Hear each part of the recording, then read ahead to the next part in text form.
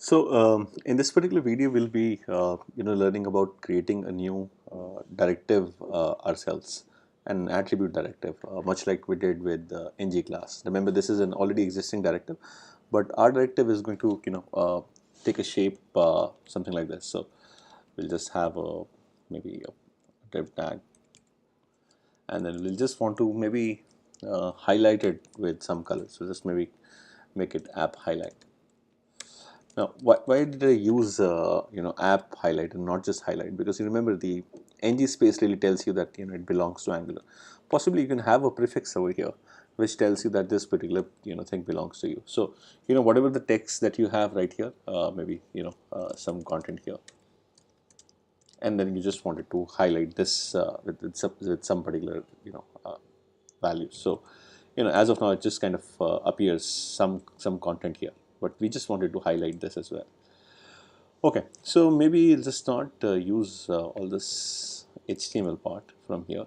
I'll comment it, and we'll solely focus on this particular div right here. This is from a previous section, so I'll just I'd like to hide the CSS as well.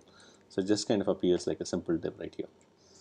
Now, to generate the directive, you notice, I could have used the AG, the plugin right here.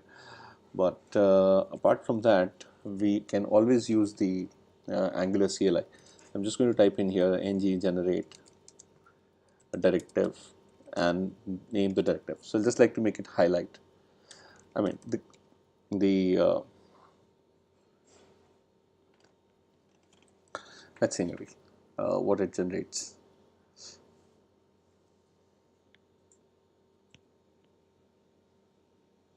And so it is done right here. Remember, there is of course a testing file here. We're not going to use this. And then highlight directive is here. It automatically appends the app highlight over here, and that's what Angular CLI really does it by default now. And I'm going to start this so that we can begin our further development. And somewhere in the module, right, it should have automatically inserted this highlight directive. That's the benefit of using the Angular CLI. Now, so we'll proceed ahead, and what I'm going to do right here is I'm going to, in the constructor, so you're going to be applying directive on some particular element, right, isn't it? So in this particular case, it's applied on a div right here. I mean, this might not be a div, but a paragraph. So there's some kind of a hosting element, isn't it? So what I'm going to try to do is I'm just going to get this native element from DOM. Remember, we're trying to highlight, we're going to apply some style. They can be done to the native elements itself. So I'm going to use this, element from here, and the way you do it in as far as dependency injection is concerned, I'm going to make it element ref. So element ref comes in from the Angular core, and then I can just use this element ref here itself. Now, I can possibly in the constructor itself use this, and since it is dependency injection, I can just type here element dot get me the native element dot and get me the style for this, and then we'll get the styles background color to be, we'll make it some color, like we'll make it green. Right. Now let's just see if it applies here, right here.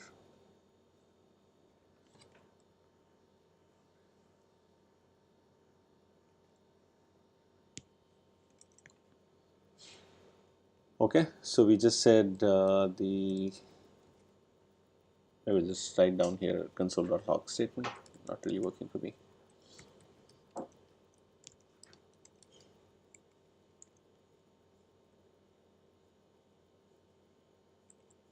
Okay, and this really means that the app highlight has not been applied yet. So maybe the way I use it is not correct. Go to the HTML right here. Just make sure that you have the same app highlight here as well.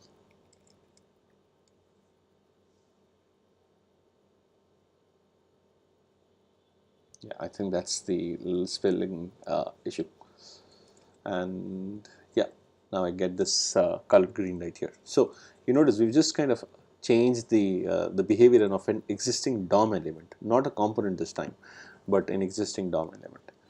Now we'll extend this example a little further to also get with some user events working right here. Now for user events, at least in particular directive, we'll have to go down to the directive and see user events are going to happen to the element itself, isn't it? So my uh, bindings are always going to be with the native element.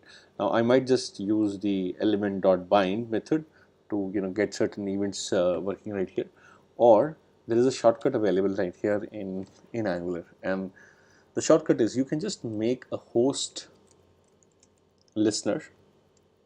So it's going to listen on the host for the kind of event that you specify here, event name, and then I'm just going to make it like mouse enter, and then a method like whatever you really want to do right here. So on mouse enter, that's your method name. What you really want to do is you wanted to just use the element which is this dot highlight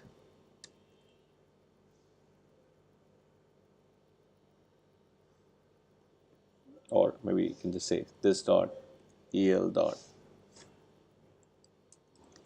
native element dot style dot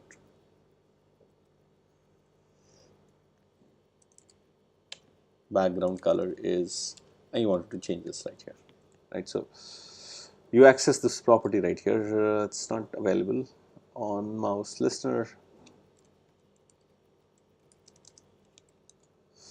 Yeah, and as you take your mouse over, it just turns in color, right? Of course, it's start with its green, and then it just turns something else. Now, what we will do is we'll just like to give it a bit background default background. So I'll just create another host listener here, and I'll make the property name as mouse leave event this time, and on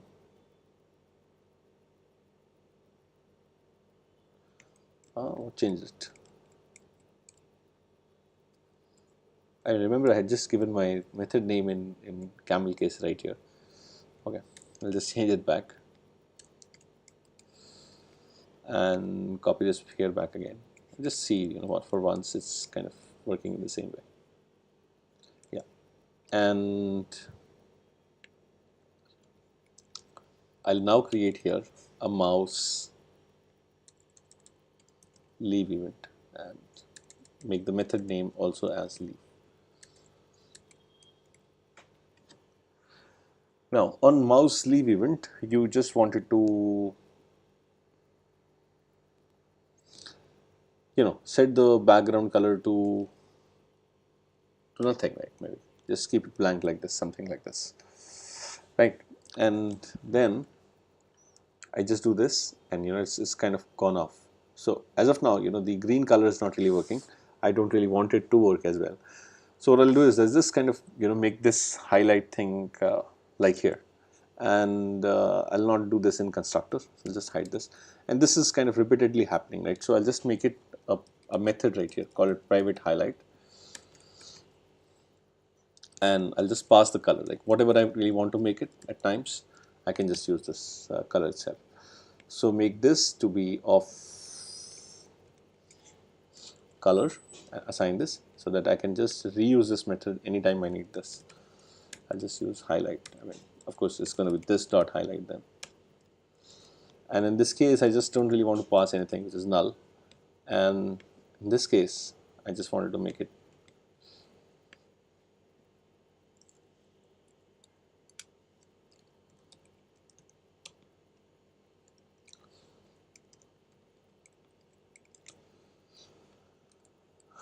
I wasn't really able to save this. Now let's just try. I mean, does it really work? And I mean, no changes right here.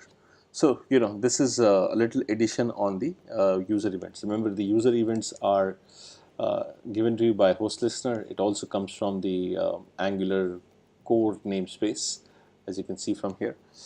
Now the next thing that I'm going to do right here is I might just have sometimes, input values to the directive, which means I might just use something like I do it in the component. Remember, we've used inputs in the components as well. But what I'm trying to say is that on an app highlight, I might just wanted to give a highlight color. Like it's kind of doing it by yellow by default as of now. But what if I just wanted to give it right here?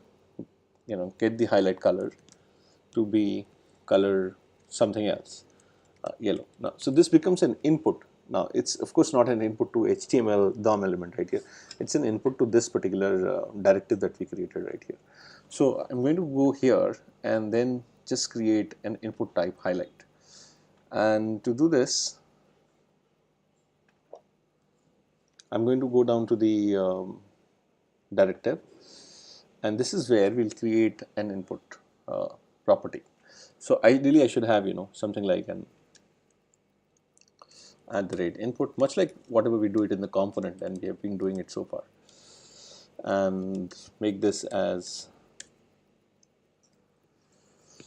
I mean, if you just want to use the same property, there's no need to specify the caption. Otherwise you can just type in here highlight color to be a string value, and that's it to start with.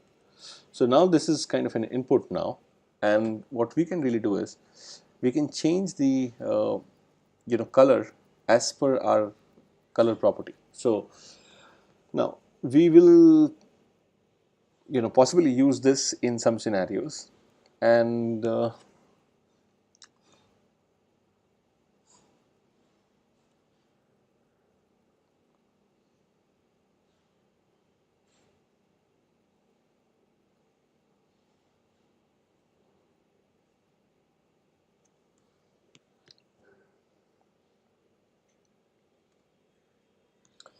okay, just I was thinking about the input values right here. So we have got app highlight that's kind of working for us now. And what if I just wanted to make the color as just the same as you know the input value? So what I'm trying to say is, instead of doing this right here, what if I just wanted to do this kind of thing, right? So I don't really specify the value again.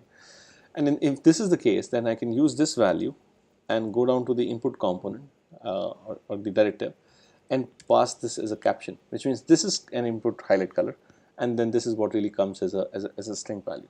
So then I can kind of use this value here itself, and let's just do this on the mouse enter itself. So the property that's coming in from the outside is going to be applied right here, and I'm going to change the method maybe in mouse enter, and I'm going to use this dot highlight to be this dot highlight color, right? Remember, I mean, it's just directly coded to the to the app highlight right here itself, because I've just kind of used an alias for an input. I think this should work as well. So yellow was already there. I'll just make it green maybe in this case. So I'll just go here and then it turns green. Let's just try something as well right here. I'll just try something like an orange.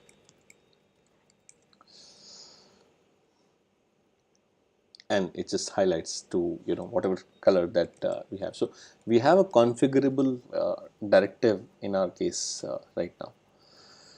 Okay, so I think this kind of proves the ability to modify the component as and when we need it, and I think I'll just discuss a little bit more about this particular component, and possibly do it in the next video, and then I'll see there and extend this example a little. It'll get too long otherwise.